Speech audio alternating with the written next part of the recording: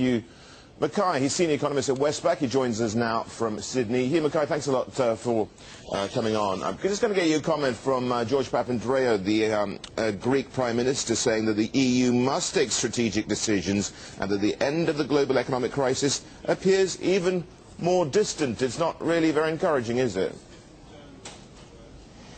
No, it certainly isn't, and of course anyone who is looking at this picture from inside Greece is obviously going to be the most pessimistic of the bunch.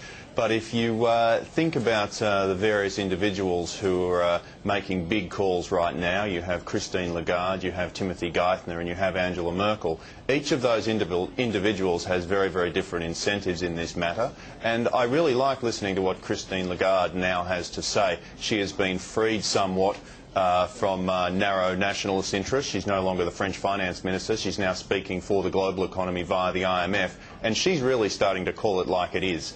And the situation is, as Timothy Geithner says, we are really close to a precipice here, and the key difference between now and 2008 is that the sovereign borrowers, who are meant to be the anchor for the system, they're the ones who are actually in trouble, and that's why leveraging up the European Stability Fund is a problem, and that's why Timothy Geithner's well-intentioned advice about leveraging up that fund actually is a very, very tricky scenario given how the rating agencies are addressing it. So the shock and awe package, which was probably a 5% chance coming out of this G20 meeting, is still a long, long way away.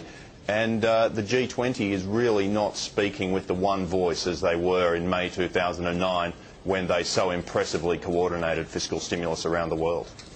Yeah, Huw, well, what about, you say Christine Lagarde is now calling it more and more as it is, but, everybody was really wanted to hear something out of Europe, something concrete, some sort of a joint plan. I mean, there's even a tacit acknowledgement that they are in a real crisis now. What do you expect them to do? We've got 6 weeks or thereabouts. Do you think that the markets will give them 6 weeks? Well, the markets have shown that they're very, very unwilling to do so, and I was incredibly disappointed when the most recent ECOFIN meeting for Europe essentially deferred the tough decisions. Obviously, there are things which need to be done at a national level before things can be performed at a European level, but that just really highlights the fact that there is no central exchequer in Europe which formalises and really puts the seal on genuine currency union in that zone. That is still the enormous loophole in the whole system, and whilst you're remaining basically dependent on the taxpayers of Northern Europe to basically provide vendor finance to the south, we are going to remain in a very, very unstable position. What would I like to see happen?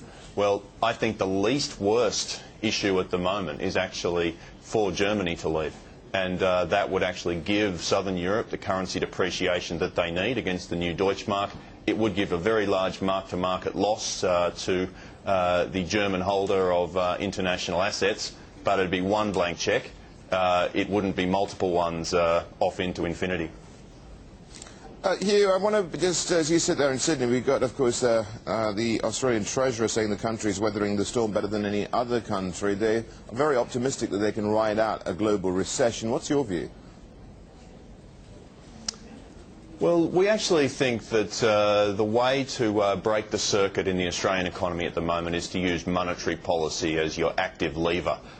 Countries like Australia and also to probably a greater extent the major emerging markets, they are in a much better position to stimulate their economies right now because they have actually undertaken a normalisation of policy settings over the last couple of years. In Australia, the cash rate is 4.75%. And so there's considerable room to move there. The Reserve Bank is still pretty keen on containing a mining boom, which is happening in various parts of the Australian economy, but Australian households are screaming and asking for some interest rate relief right now, and the unemployment rate has turned here. So yes, Australia has the best fundamentals in the OECD. We don't deny that, but we do think that there is a real cyclical risk here, and it is monetary policy which is best placed to provide some relief. Huw McKay, thank you so much for joining us there in Sydney. He is from Westpac.